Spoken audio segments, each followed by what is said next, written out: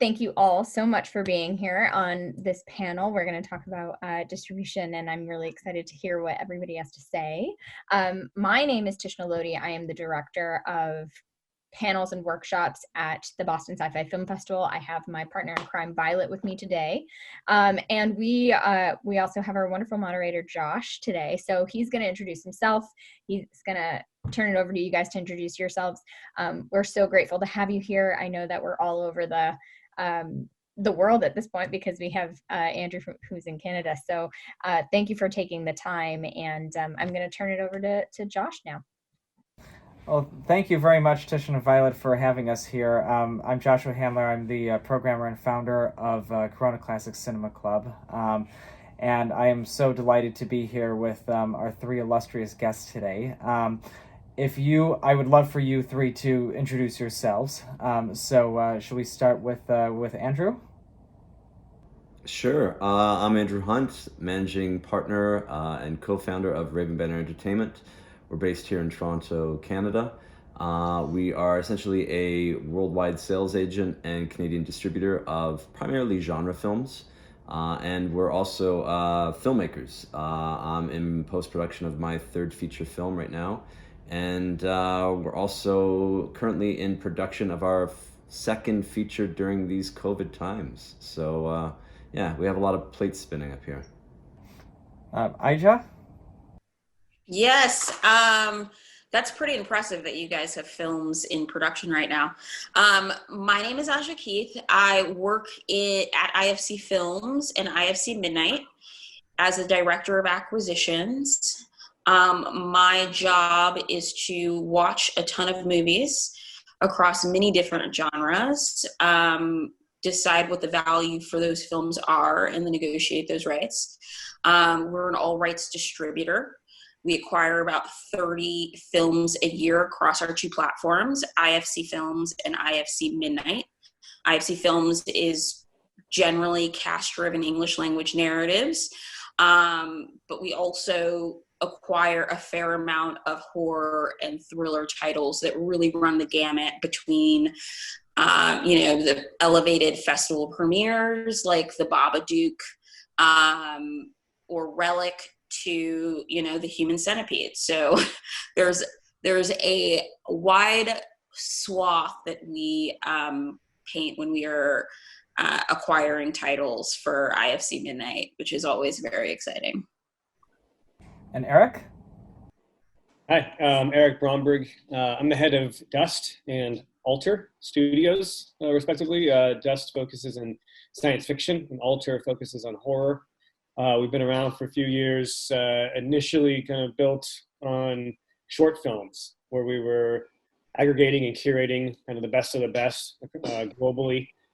Now it has expanded into a full 360 kind of holistic operation of feature film development and TV development and podcasts and acquisition and distribution.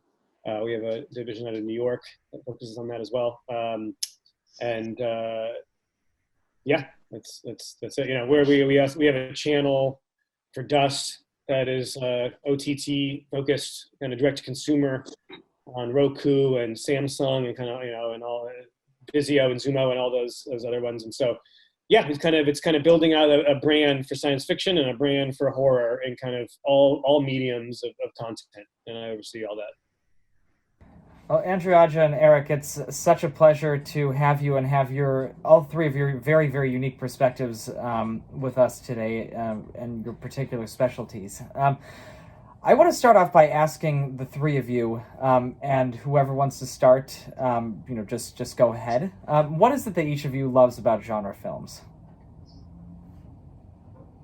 That is a broad question. I figured that would be a good broad way to start before we get into the nitty-gritties. That is a broad question. I mean, fundamentally, what do I love about horror films and genre films is that it reminds me of my childhood, Like, I think that there's something that reminds me of the mentality I was, engaging films in that moment. Like, I loved watching horror movies when I was young, because I loved feeling scared. And I think that there's something about genre films and horror films that inevitably transport you back to that place in time.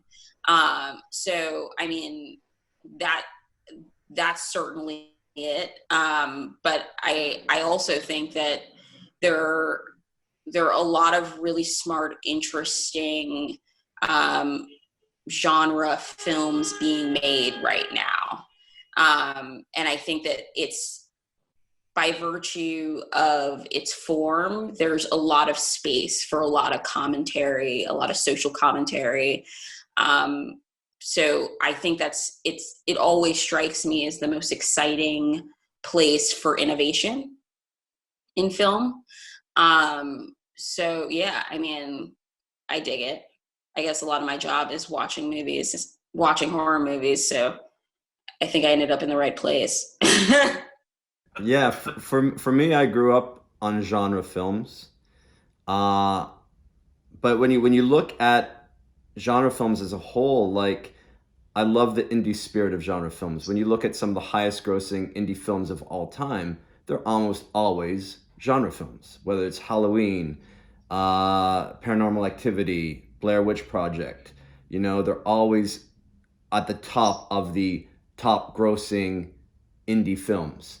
And also, when you look at the careers of many of some of the top Hollywood's top directors, you know, Peter Jackson, Sam Raimi, Scorsese, Cronenberg, Coppola, Jonathan Demme, you can name director after director who got their start in genre films. So it's a great place for filmmakers to kind of cut their teeth on lower budget productions that end up having international appeal.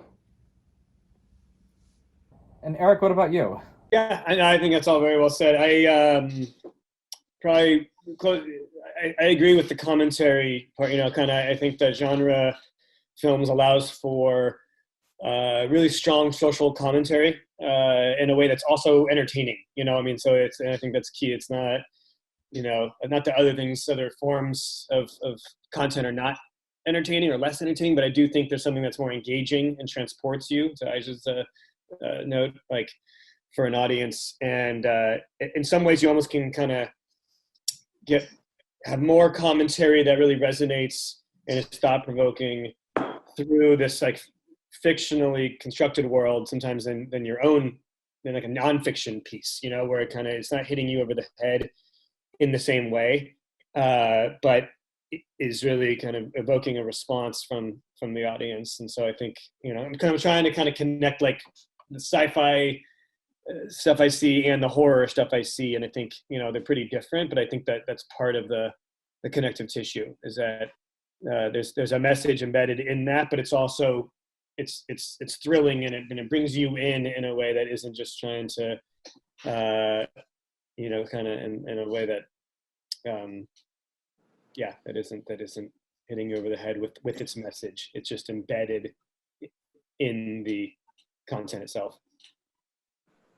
I love that all three of you mentioned the inherent social commentary or value that can be slid into a sci-fi or horror film. And I want to get into a little bit of that later and its relation to what we're going through now. But I'd like to pose this to you three. When the pandemic hit, you know, it was kind of something that just crashed the entire industry, crashed the entire world.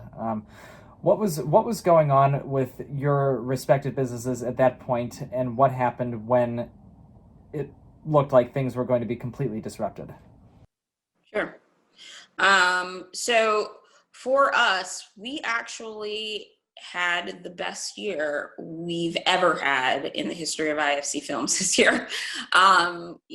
So, and that was because of a lot of things. I would say, first and foremost, we came into the year, this is before everything shut down, we were looking at our slate up until, I think we were scheduled out to, you know, mid third quarter at that point, and we were looking at our slate and thinking that we had a really strong summer offering, you know, and that we were excited about the content that we had.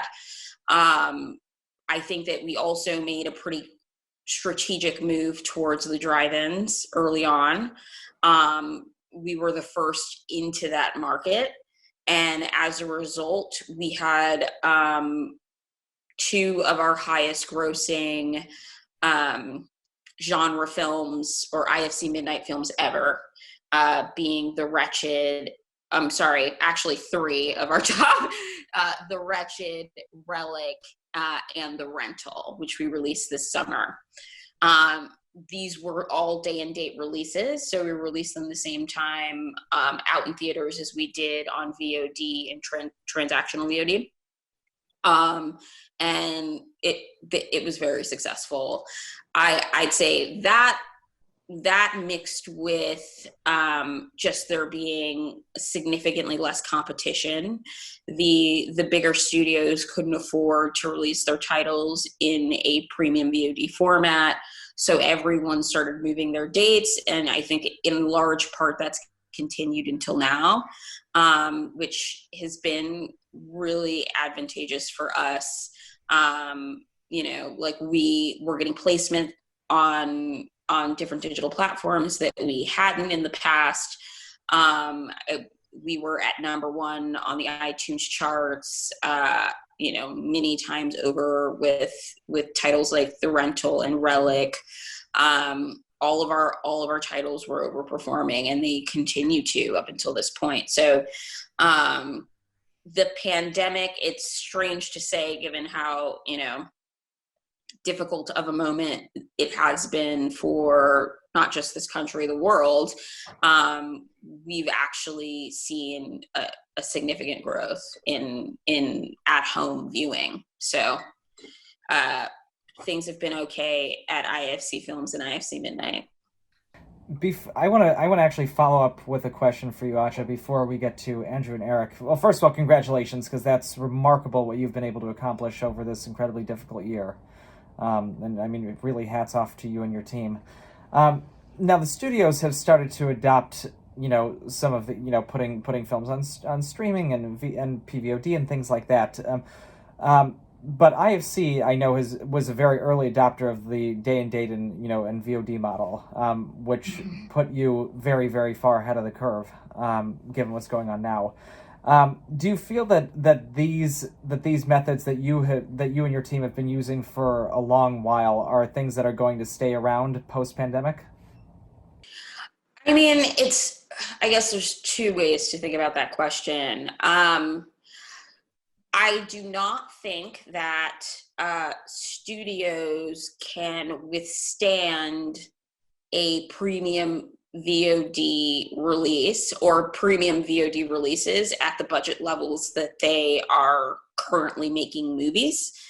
So, I mean, there's obviously a lot's been happening with the collapsing of windows and things of that nature. I think that could stick around for longer than theatrical distributors are interested in it sticking around. But I think inevitably big studio movies will need big studio theatrical releases. I think they rolled the dice a few times and it hasn't really panned out. There's also been a pretty clear and aggressive move towards subscription VOD and what that is going to turn into over time. So there are a lot of moving parts here, but I would say that there will still be the theatrical movie experience. One, because studios rely on that level of revenue, two, because I believe fundamentally human beings enjoy going to the movie theater because it's an event and it's something that people appreciate doing and have been doing since childhood. And as soon as these restrictions are kind of released and there's a vaccine available, I have no doubt that people will be, movie theaters will be sold out across the country. What my hope is that viewers become more comfortable watching movies at home. And I think that that's something that's happening in general with how, you know, with the Netflixes and the Hulus and, you know, the streaming giants that are they understand that that's kind of the end game. Like that's where the big war is going to be fought, you know. Linear channels are trying to restructure their organizations to prioritize their SVOD services, AMC networks included. So I theatrical isn't going anywhere in my mind. I think viewers will become more comfortable viewing films at home. And I hope what that means for, you know, the smaller distributors like an IFC Films is that we see growing numbers, and we continue to see growing numbers. That was a long answer. No, but it was a big question. You know, you're asking big questions. You got to get big answers.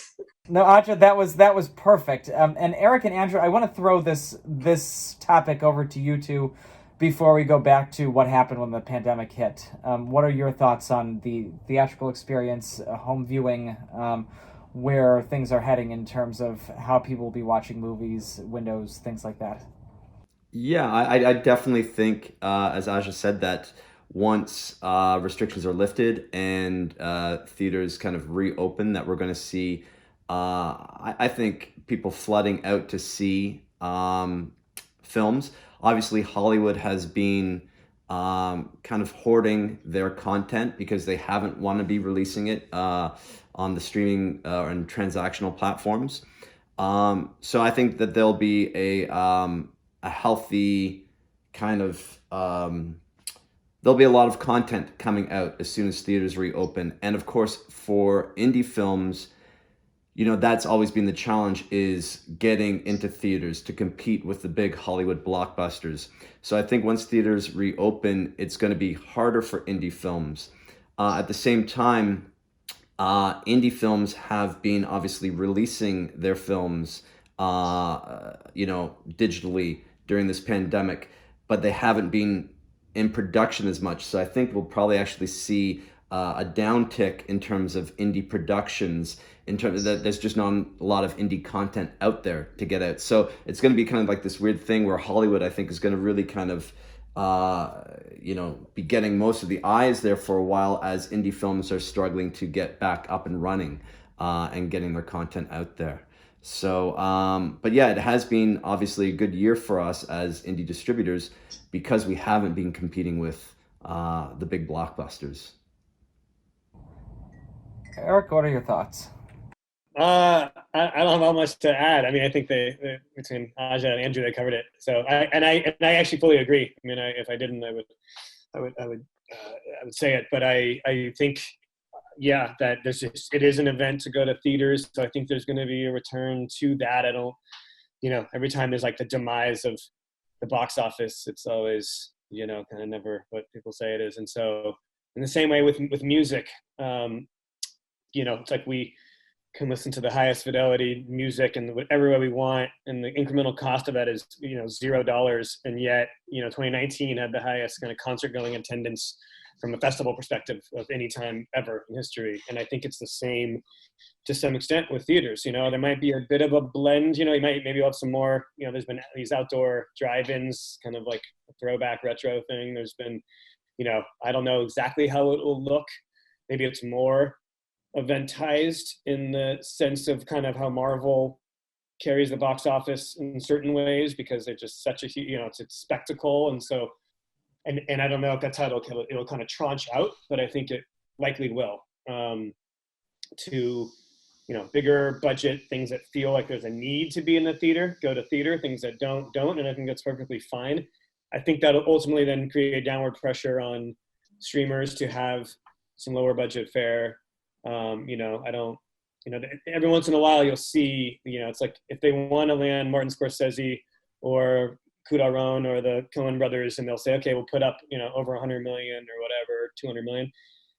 But for the most part, they won't do that. I mean, they don't have the money to do that. And now it's getting tighter and tighter. So it's like in the next 5 to 10 years, that's just not going to happen. You will not see, in my opinion, blockbuster, huge, 9-figure movies on streaming. It just doesn't make any sense for every one of these they've lost money on it in a big way. And, even from their own metrics. So I just think it'll kind of organically play out that way, where things that kind of feel theatrical go to theaters, things that don't go to the kind of in-home theater, which for everybody is like a 60-inch screen TV now that, kind of anybody, if they want it, can have it. So that's, I think that's how it goes. So, Andrew and Eric, I want to pose the same question that I posed to Aijah originally, which was, when the pandemic hit, what was going on with your respective businesses, and what happened when you realized that things were not going to go as they were originally planning to go with this pandemic? Well, we were obviously we were literally like a week away from theatrically releasing a title, and then the sky fell kind of thing, and we quickly pivoted to here in Canada. The domestic box office in basically North America is Canada and the U.S., and so that's how Hollywood views it. But here in Canada, we basically have one theater chain that owns 80% of the screens across Canada. And they are not as open to the whole day and date with theatrical and VOD. So we did not have VOD in place at the time, because we were thinking we were going to adhere to basically a 90-day window between our theatrical release and our VOD release. So we had to quickly pivot, and thankfully we had the title up on iTunes and other platforms and ready to go. And so we were able to get it up on digitally a little bit quicker than that. But one of the things that we noticed is that, and I don't know if this is the same in the States, but critics, some of the best film critics who write for the bigger publications, they would always only want to write for the theatrically released titles. But now that there wasn't any theatrically released titles, they were hungry to be giving film reviews. And so we found that it was so much easier to get our indie titles reviewed by these top critics, because they themselves were hurting for content. So in some sort of ways, we benefited from that, in that we were able to get more eyes on some of our indie fare than we would have previously. And Eric, what about with you? It hasn't been great. It's not.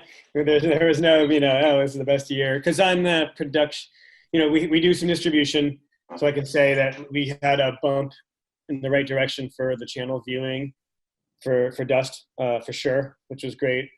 We over the summer premiered a Paul Feig series that he had made years ago that we ended up getting the rights to, called Other Space. It was a kind of a spaceship workplace comedy, and it was pretty great. And that just had tremendous viewing, and because not much was happening, I was able to get Paul to be kind of very involved and do a Q&A, and so I can say that on the one hand, because there wasn't much going on, I was able to get talent both for that and just other things we were doing. They were available. They're just bored at home, so it was like, can you do this Q&A? Can you do that thing? We put out a film called Sea Fever we did as a direct-to-consumer film, and people paid $5, and you kind of went, and there's a Q&A with Connie Nelson, who's the star in it, and so there was kind of a pivot into and got some great viewership on the things that we distributed. On the flip side, we produce, we're a production company, and so while they were still around, we had a substantial deal with Quibi, and that was pretty great. And we have a series with Sam Raimi called 50 States of Fright. That was great. So we were supposed to do more of that, and that got pushed, and now we're uncertain how, maybe we do that for Roku. So that series and other series I won't get into, those all just got pushed, so that was a bummer. I will say, though, the one thing in the pivot is that we built an entire audio division. And so I think that's kind of the whole, necessity invention type thing. So when we couldn't produce film and TV, we said, what can we do? And like others, they kind of went towards animation, because you could do that from home, and also podcasts, because you can do that from home. So we now have a year later, we have a pretty, substantive audio division. We've done multiple seasons, and we were able to kind of punch above our weight in getting voice talent. So we put out a series in September with Corey Hawkins and Tony Collette and Shea Wiggum, and kind of all these great talented actors, and another series with Alfred Molina and Danny Trejo and Reed Scott. And so that was kind of the good news. It was like, well, we actually landed some talent that we maybe would have otherwise not been able to get, because again, they were at home. So we could say, can you do this voice recording? And it takes you half a day, and it's really not a big ask. So, for the most part, I think we struggled in the same way that anybody trying to make content was struggling. But I think that, like with many others, you do what you can to just kind of keep going and try to survive and try to just stay around as long as you can until things normalize, which they still have not yet. But especially here in LA, where I feel like we're like the hotbed of this whole thing now. So I think we managed well enough, and we kind of tried to stay nimble and agile as a smaller studio, unlike the behemoths that just can't do that. So I think we handled it well, even if it was unexpected. I have to say, it's very intriguing to me and encouraging as well to hear the three of you speak about how the distribution branches of each of your companies have been, doing fairly well over the course of this past year, despite this pandemic going on. I want to pose this question to the three of you. Do you feel that since things are going well for your distribution efforts, do you feel that this will inevitably be good for filmmakers as well? Well, I mean, yes, because there's going to be a ton of people trying to make content come summer 21. So I'm expecting there to be a really significant production boom right in that time frame. So in theory, there will be a lot of people hungry to finance projects, a lot of people hungry to produce projects, because, the pipeline's essentially stopped, or it's at a slow trickle, better said.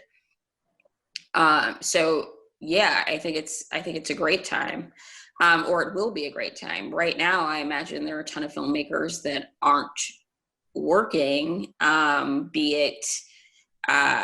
it in like independent film or TV or otherwise, that are struggling right now. Yeah, but hopefully it's a period where they are spending extra time in development, because I find, there's a lot of indie filmmakers who sometimes rush their productions. And so hopefully this is a time where they are, because they can't go into production, maybe that they're finessing their scripts a little bit more. They are sharpening, their, the script. And when the floodgates open up to production, I think it's going to be harder to get talent. It's going to be harder to get DOPs, actors, editors. So hopefully it's a time where in some sort of way the cream rises to the top, and we'll see a lot of great indie productions come out of this. But obviously it's anyone's guess. That's the thing though with indie filmmakers, is that as they say, mother is the what's that expression? Mother's the necessity of invention, or whoa. I was trying to remember that earlier. We get it. Indie filmmakers have always you got to get shit done, you get it done, no matter what. You know what I mean? And so I think that's what we're going to see out of this, is that we're going to see people figuring out ways to overcome the obstacles that are put in front of them. Yeah, I think that's right. No, I would just add, I think hopefully you'll see, whether it's indie financiers behind that, or even the streamers that are just going to need a tremendous amount of content, as Aijah mentioned. As it gears back up, hopefully they'll take some bets on up and comers. I mean, I think that's partially a result of COVID. I think it's also just partially a result of the times of wanting to be more inclusive of diverse voices and making that a real priority. And that's kind of happened in tandem in some weird way in the last year with COVID, or and just certain things that are changing. So I think and hope that it to your question, Josh, that it's beneficial to filmmakers, trying to break in or have kind of already broken in, have a sense, are very capable, but maybe weren't given a shot in the past. If they have a real true plan and pathway that's really well thought out, that money from wherever it's coming from says, yes, let's take a chance with this. Andrew, you mentioned that maybe these filmmakers will have more development time on their films. Aijah and Eric, what are your thoughts on that? Do you feel that this period, due to maybe some more development time, will create better product moving forward? I mean, I would hope that any amount of adversity just gives way to awesome art, like that's what, I mean, this has been an incredibly trying time for many people for a lot of reasons, apart from just, being isolated and in quarantine for this time. I think that in a lot of ways, that's sort of the bedrock of creative expression, So yeah, I think there's going to be a lot of dope, filmmakers and producers and writers that come out of this with a new perspective on things, from all kinds of perspective, from genre, sci-fi. Like I can only imagine what is coming out of the next generation of great minds, And let me ask you, do you find for the three of you, do you find your acquisitions primarily at festivals, at the script stage, or some other way? All of the above. Mm-hmm. Really, yeah. All of the above. But the one thing, obviously, that COVID has stripped us from us is the ability to discover films at film festivals. A lot of festivals obviously pivoted to virtual offerings, which, hasn't been the best way for us to discover acquisitions, I find. Because you kind of miss the audience buzz. You miss finding those, hidden gems that kind of came out of nowhere. But yeah, for us, it's for Raven Banner, we've have a pretty good reputation within the industry. So filmmakers come to us early, bring us ideas at the development. Ideas at the early stages. So we get everything from gems of ideas to finished films. So I would say 95% of the titles that we acquired acquisition stage, meaning the film is already done. We receive those finished films in a lot of different capacities. So it could be at a film festival, it could be at a distributor screening. Those aren't happening right now, but it could be via link from a sales agent or a producer. With that said, we are right now kind of starting an initiative to get involved earlier on in the process. This is actually predating COVID. It was pretty clear, I think very, very clear to us last Sundance that in order for us to be competitive and acquire the quality of content we had been able to acquire in the years previous, we were going to have to start getting closer to the beginning of the production line. And with that comes is obviously a riskier proposition and not our standard business model, but something that we were going to have to do. So right now we have 2 titles that we're financing that we pre-bought and looking to hopefully pre-buy, 5 or 6 titles to shoot in, Q4 of 2021. Did that answer the question? That's perfect. And Andrew and Eric, what about you? What are your thoughts on this? And are you and what are your thoughts on getting in earlier on films? We're pretty much on our end the exact same. For the larger company, I'll speak about Beyond Dust and Alter. So Gunpowder and Sky, which is the studio that I work for. And so it's very similar. I mean, 95%. For most of the time was at a festival, I would say, or sometimes, a sales agent, sends a link, or, kind of, you talk to someone, but it's pretty much what it's been.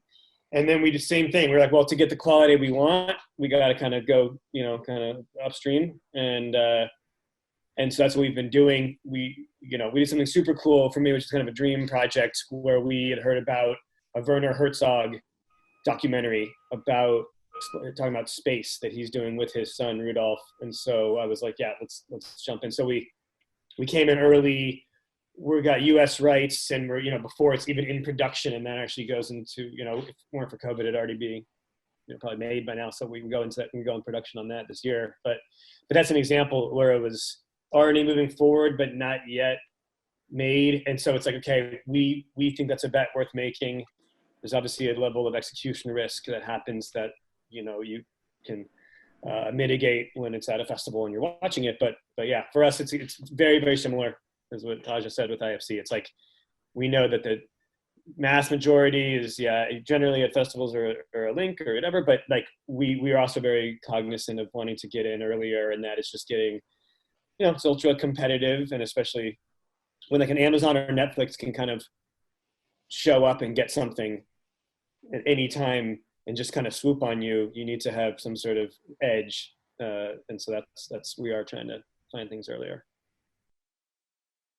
And Andrew, what about for you?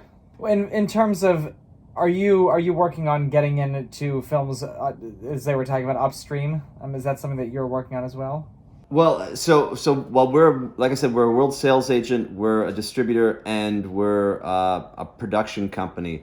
So really for us, we're always looking at films at all different stages. Like I said, we get them early on at script level. We also acquire films when they're completed after they've filmmakers will bring them to us early on. Sometimes we'll acquire them at a film festival. So it all really kind of depends on what purpose we are acquiring a film. We actually have 2 releases coming up that we're releasing along with IFC. So IFC is releasing them in the States, and we're releasing them here in Canada. Those films are The Vigil and Come True.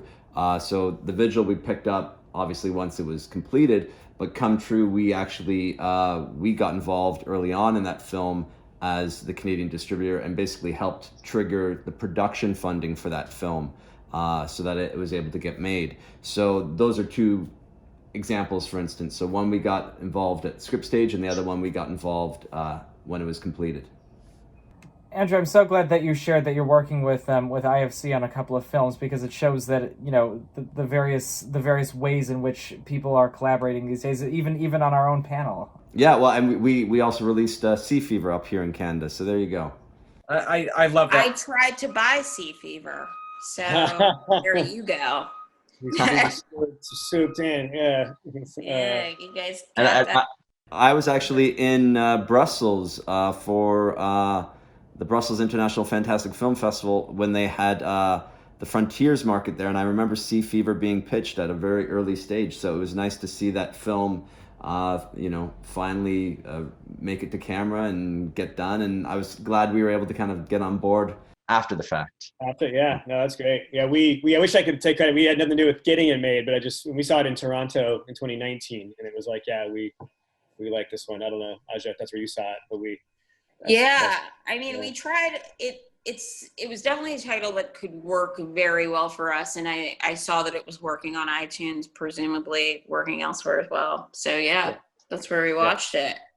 Yeah, we were excited to do that, and maybe it served it better. It's like with the rental or something. Like you said, made under these certain conditions, having something on iTunes actually like overperformed way better than it would have otherwise, because they would have become buried by other things. And so there's there were pros and cons throughout the COVID time for the different films and what that all meant.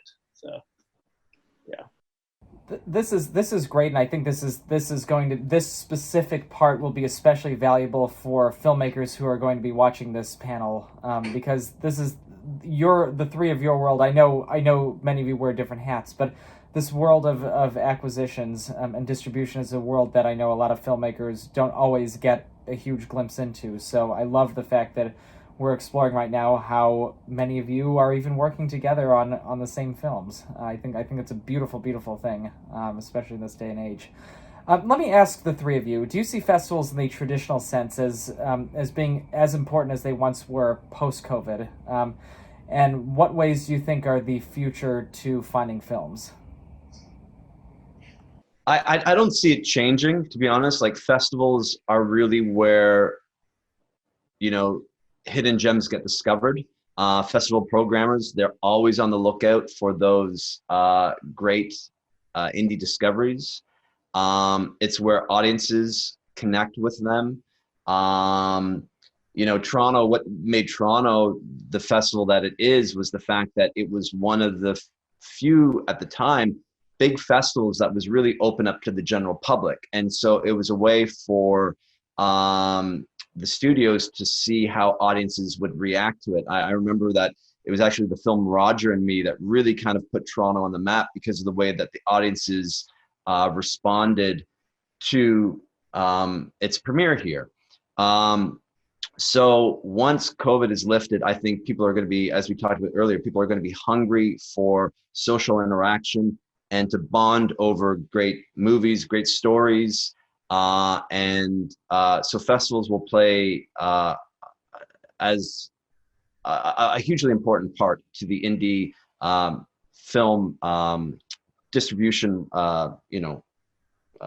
world. And it's also for us as a sales agent, it's an incredibly important aspect for us in that, when the film's world premiere, where it takes place at a film festival, is so vitally important to how it affects sales. So, generally we don't even go out to a sales market until the film has had its world premiere at a festival. So yeah, I can't wait for festivals to open back up after all this. Yeah, I mean, just echo that, I don't think things are changing because I don't think sales agents or filmmakers and production teams are going to be interested in premiering virtually. It doesn't make sense for them.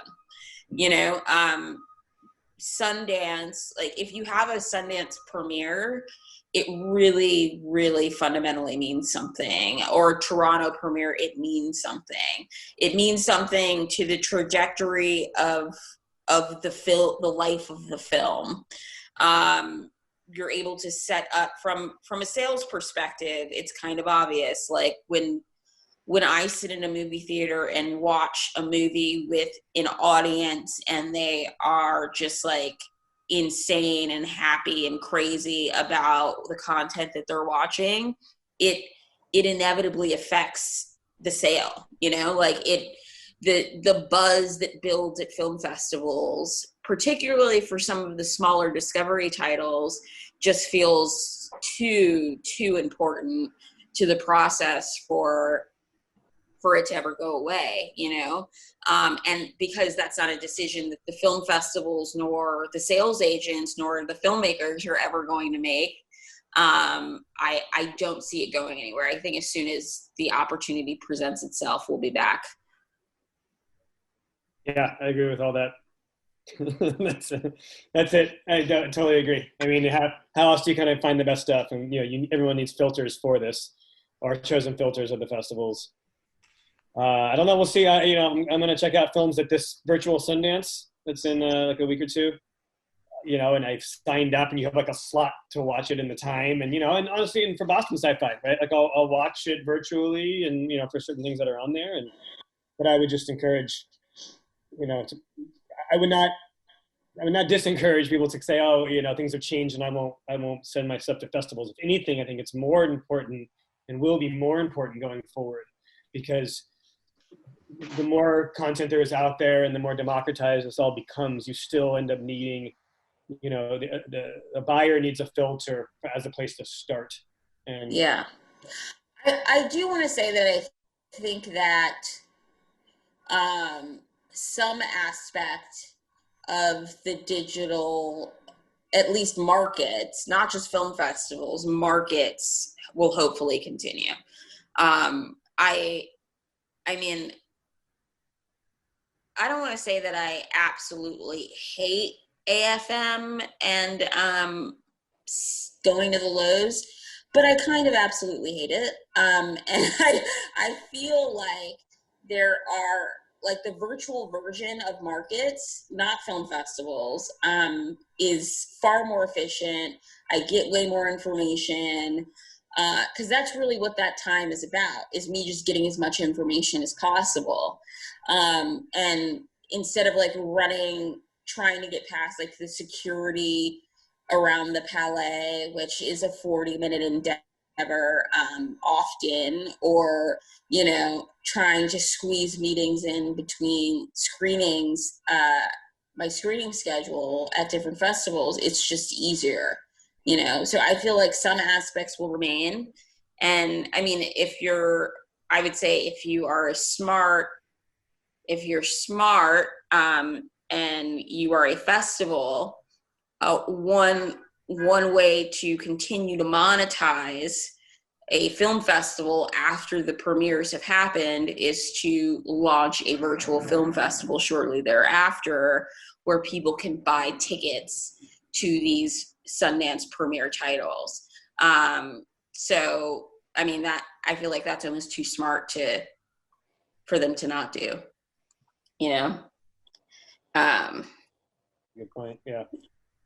Aijah, well, all of you, I love the fact that you're talking about the value of seeing a film with an audience at a film festival, because there is nothing like sitting through the premiere of a film where the audience goes absolutely wild. Because as you've said, it does affect the viewing experience, and affects affects the sale as well. Let me ask you: Did the pandemic change the kinds of work that you're looking for, or are you still looking for the exact same kinds of films and shows that you were prior to the pandemic?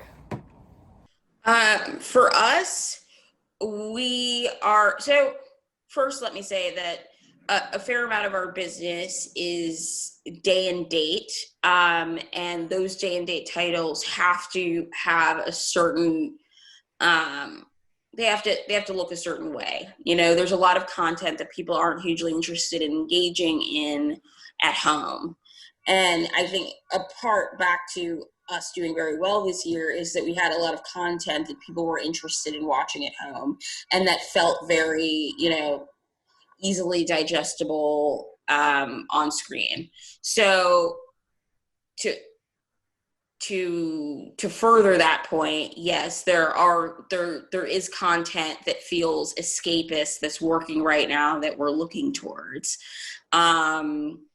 If there were documentaries on COVID that we passed on immediately, because we're just like, I don't think anybody's going to want to relive this in 5 or 6 months, and it feels like it's a theatrical film. Like, there are films that feel theatrical fundamentally, and there are films that we feel like can find an audience on transactional VOD, and we're currently buying content that we don't feel like needs theatrical to have a life. Yeah, for us, I don't, great content is great content, and I don't see us changing any of our acquisition strategies after COVID.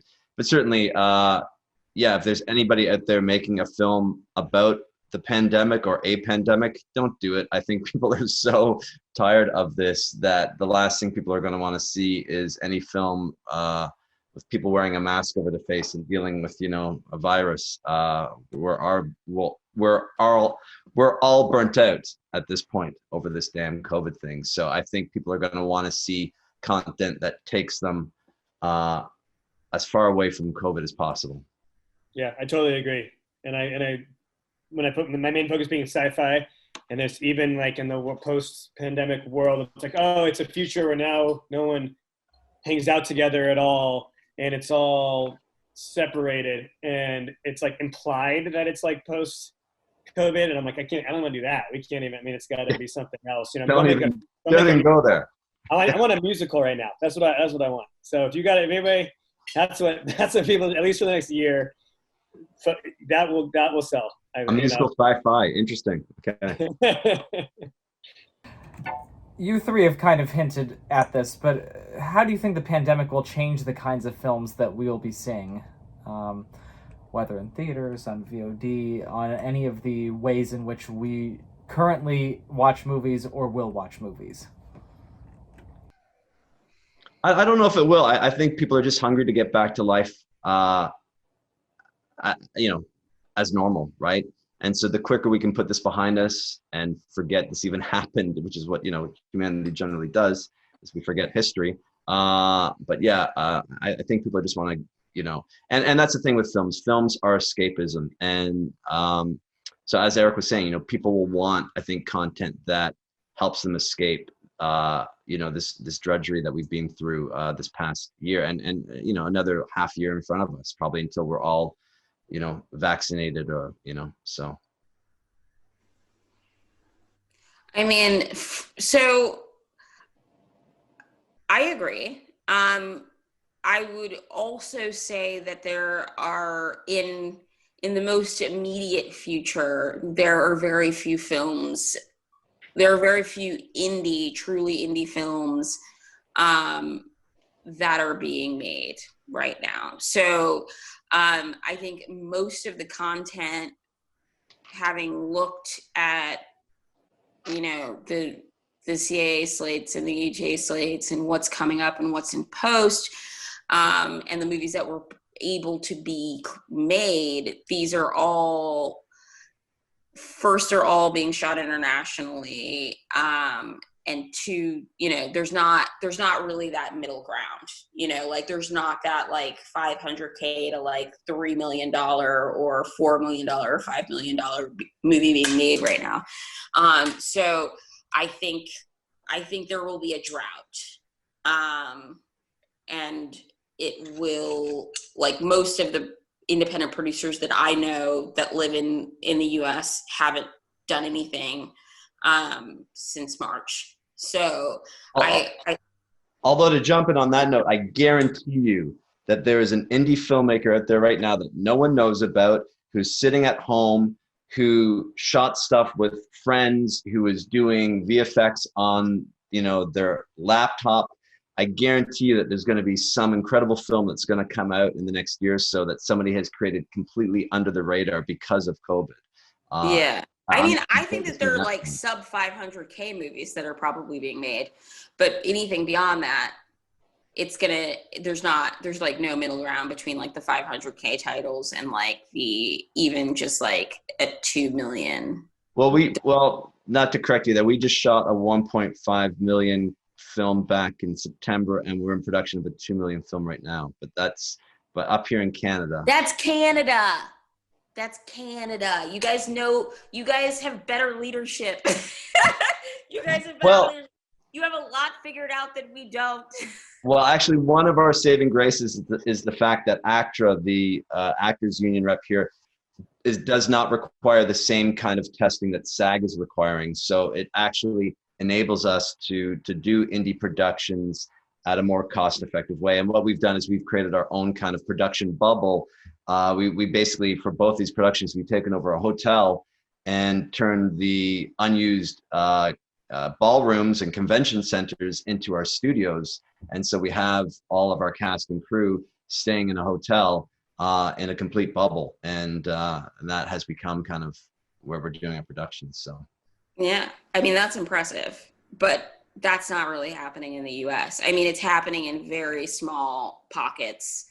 But I mean, I would say production's down like 70%, like something like that. Yeah, so I've been trying to go to New Zealand just to go shoot something. I'm like, They won't let you in. They won't let you in. Yeah, they want nothing to do with us. Yeah. Come up to Canada, Eric. We'll talk. Yeah, I'm in. I want to close us off today by asking a two-part question. How are all of you preparing for the, I know that we're not out of the woods yet, but how are you all preparing for the post-pandemic period? And how do you feel that genre filmmakers can prepare for this changing landscape and for this post-pandemic period that we're going into?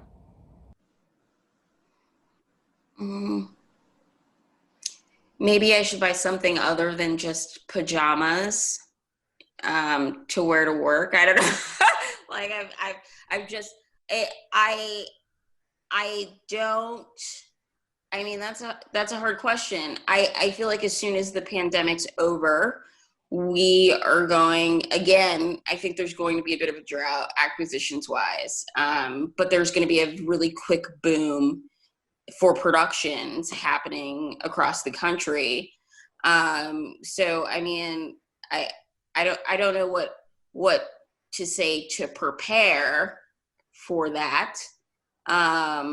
Apart from, I mean, if you're a creator, if you're a filmmaker, now's the time. Everybody's going to be so hungry for content by the summer of 2021. I'm going to be curious to see the retention levels for the streaming platforms. You know, we've seen a lot of obviously the streaming platforms have had a massive uptick in subscribership because of COVID. You know, platforms like Shudder, which is of course the genre platform, has seen its numbers increase tremendously. So it'll be interesting to see if it retains those numbers post-COVID, or will people pull their hard-earned dollars out of there to use those dollars to go to movie theaters. So we'll see. That'll be interesting to see.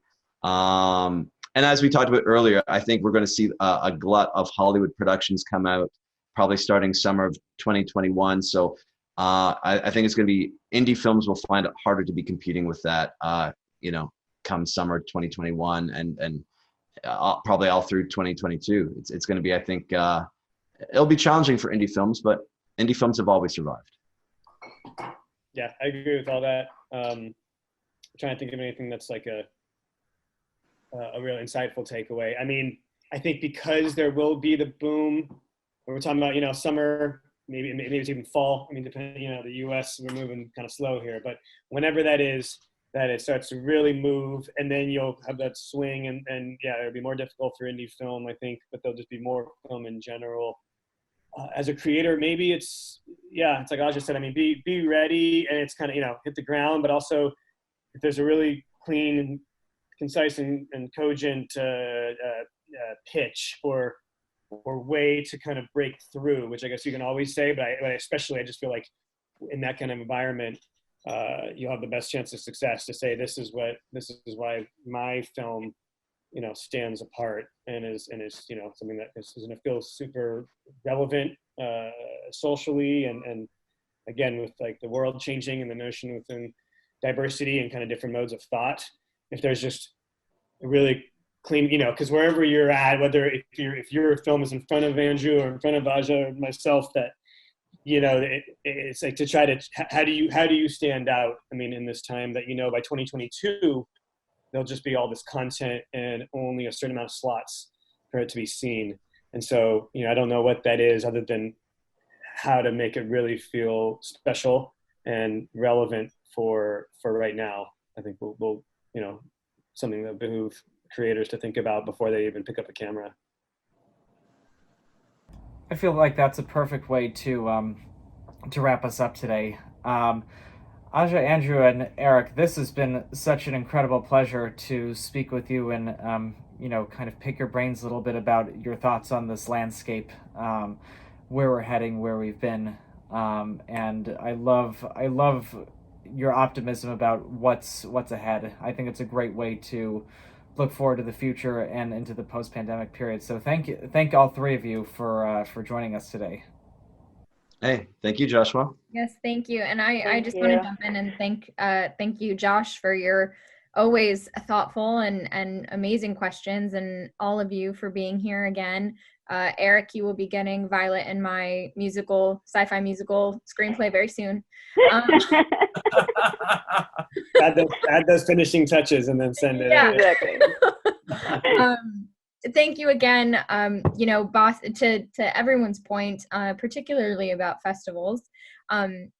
As Violet and I have been on the backside of this, trying to make it so that the Boston Sci-Fi Film Festival still feels as intimate as it always has tried and strived to be, and a place for filmmakers. And it's definitely a challenging space to work within.